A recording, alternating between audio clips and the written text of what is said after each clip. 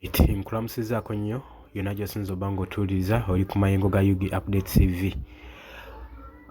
Ennaku eziyise emabega twalabye nga ICC International Criminal Court egezaako okuba ng'etunula ekola hearing ogwa mulundi ogusookedde ddala ku musango gwa Kony, era ng'omusango guno gavumenti ya Mwami Yoweri Kaguta Museveni eyaguloopa, naye abasinga bagamba nti omusango guno gugenda maliriza gufuulidde Mwami Yoweri Kaguta Museveni okusinziira, wabula ngenda kubanga mbayitiramu n'okubalaga ebyavudde mu criminal court nga nzibavuunirira, ngenda kubanga nzivuunirayo ebinaaba bisobose okubanga mbavuunira mulabe ebyagenze maaso mu criminal court ku musango guno ogwa Joseph Kony saako ne Mwami Yoweri Kaguta Museveni. Jjukira nti neggwanga ensi yonna yonna globally guyina interest mu musango guno. Kakati tutandise, njagala wekkaanyi. Focused on Museveni. Isn't the 215 evidence enough? You seem like you need more evidence in order to, back up the case. Is it the case?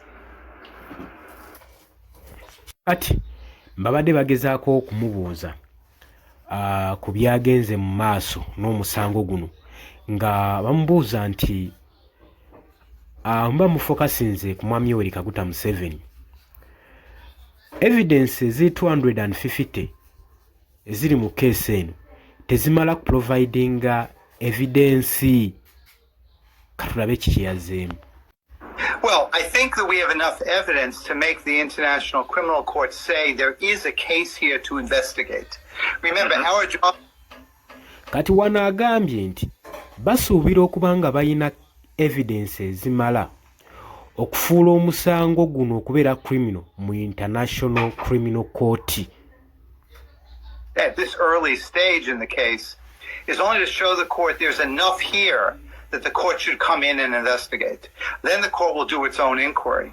So our job is only to give the court a taste of what's out there, to show the court that there's enough that has happened, enough torture, enough brutalization, that the court should launch the investigation. I think we've shown enough.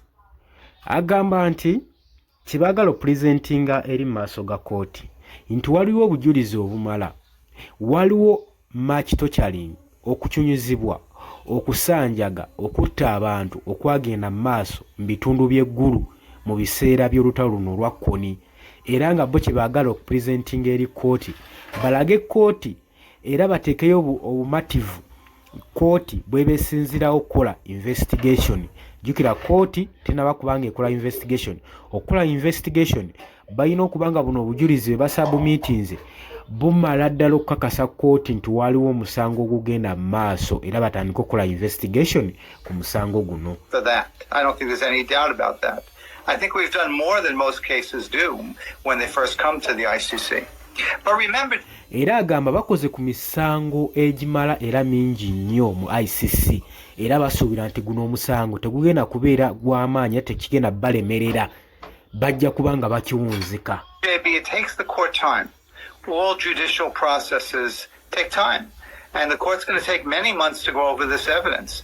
But in that time, naye kyagamba nti nno nga womanyi ebya kooti, judiciary etwala ekiseera kiwanvu nnyo, era kooti okuvaayo n'ensala yaayo kutandika okukola investigation kiyinza ogitwalirako ekiseera ng'emyezi okusobola okulaba ng'eprovinga kino guno omusango okufuukira ddala omusango. the government now has to behave itself, because if it uses violence and torture in public at least, and guns people down or beats them in protest, then the court is absolutely... Wabula agambye gavumenti erina okwebereramu, gavumenti ya Mwami Museveni, kubanga kigambibwa nti okutokyalingibwa kwaliwo, okukyunyizibwa saako n'okubonyaabonya oba n'okutta abo abagenda maaso n'okuprotestinga mu ggwanga lyattu. So kitegeeza kooti tejja bitwala for granted, balina obujulizi obumala omusango gwandifundikira nga ne Mwami Yoweri Kaguta Museveni gumusse mu vvi. going to act. So the government now has to be on its best behavior. Now we're seeing the results. People are no longer afraid to come out. Look at all those huge crowds that were no longer scared. They were no longer General Museveni.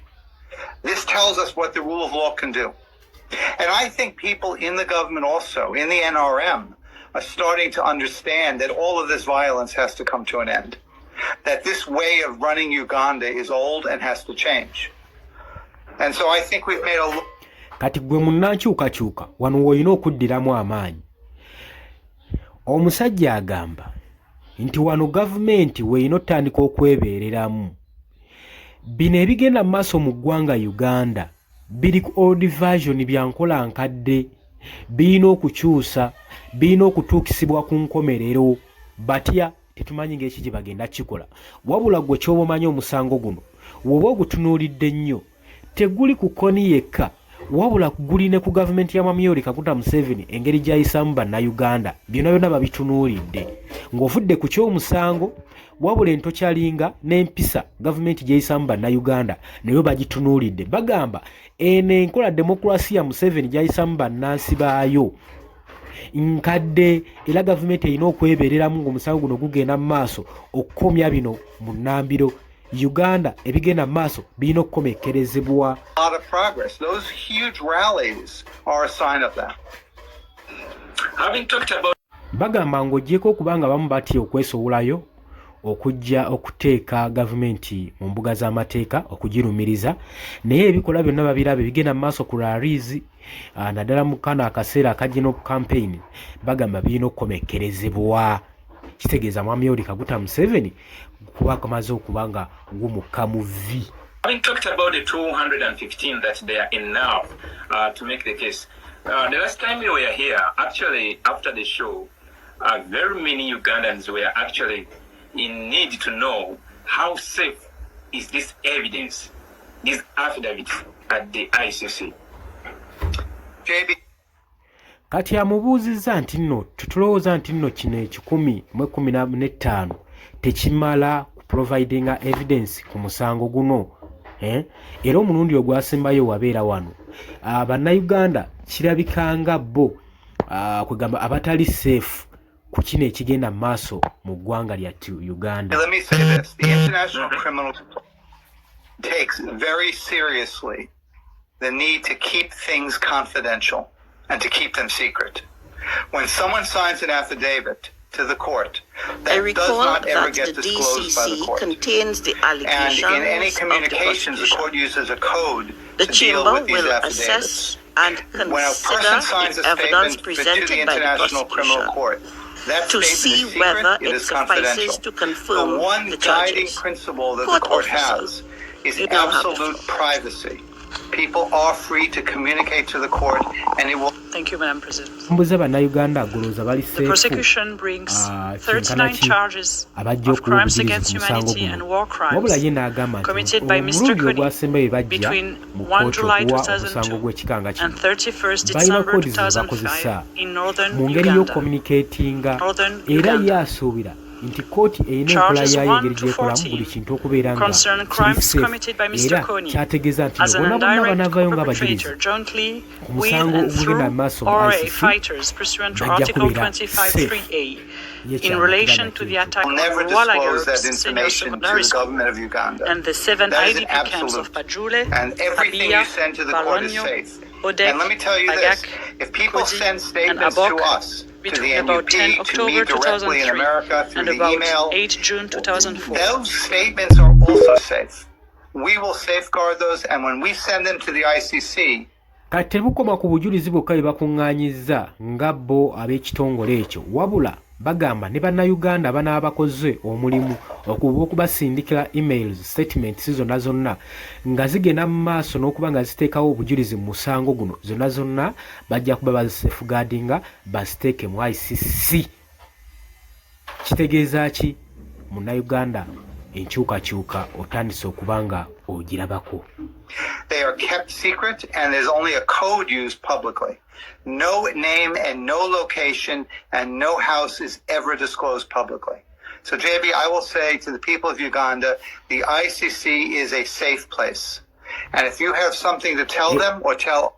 Era babagambye nti nno tewali location, tewali linnya lya muntu lijja kwasanguzibwa wadde amaka g'omuntu oyo yenna anaaleeta obujulizi.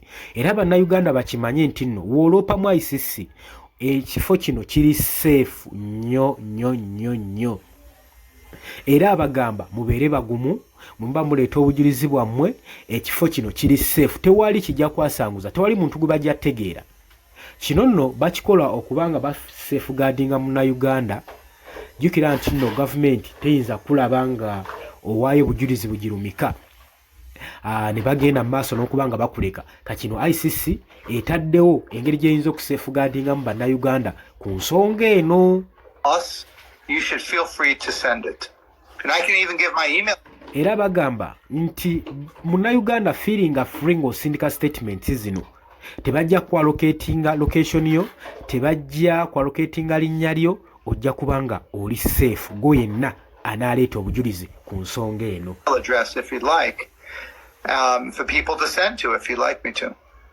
Actually, I wanted to ask you that if there is an official link or the platform, because I believe very many concerned Ugandans would have to submit in more evidence. Please, you can go ahead and read it out. I'll also type it down in the comment section so that they can copy it and share it among themselves. Okay, well, kati ambuuzizza nti nno singa bannayuganda balina official statements tuwandisobodde okubanga obasindikirayo ka official link konna n'akagabana nabo mwe bayinza okubanga bamusindikira obubaka obanga bamusindikira information yonna asobole okubanga agibatuusako gwe Munnayuganda osobola okubanga ofuna oluwenda wooyitira okusobola okulanga olumika ensonga yo okutwalira mu ICC. You can always write to the NUP and go to any NUP office or NUP person. You could also write to me at bruceafran@icloud.com. And that's my name, BRUCEAFRAN @icloud.com. And if you have a story of torture and abuse, we want to know. And we will then make sure that the right people come to you and we put that together in a witness statement. So that's what kati ng'ogyeko ebyo information gy'abawadde gye muyinza okubanga mumulinkinga kwagamba nti n'obanga olina keesi yonna eri criminal kutokyalinga kubonyaabonyezebwa osobola ogirinkingayo basujja okusindikira omuntu mu ngeri eri safe n'osobola okubanga osabumitingayo omusango ogwo mu ICC. Kino kikulaga ki gwe Munnayuganda ali eyo bagwe munnakyukakyuka ali eyo? address people could use. They could write to me at bruceafran@icloud.com, and we will forward that to the team. And we have a confidential system, and we have people outside of Uganda who can put together the documents. So it is a very safe system.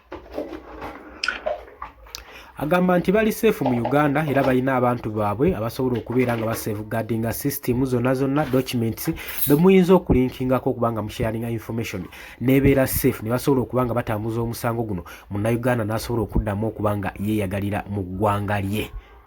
Thank you very much for that, because very many people were asking me about that. And I'm asking this on behalf of human rights defenders, activists, organizations, non-government organizations, and all that. What is the process of initiating a case at ICC? What does one need to go through, the steps, and maybe if you can expound more on the type of evidence and how to file it? I believe there are concerned Ugandans who would love also to drag the same people or other individuals to the International Criminal Court, because the courts back home, of course, you know the story.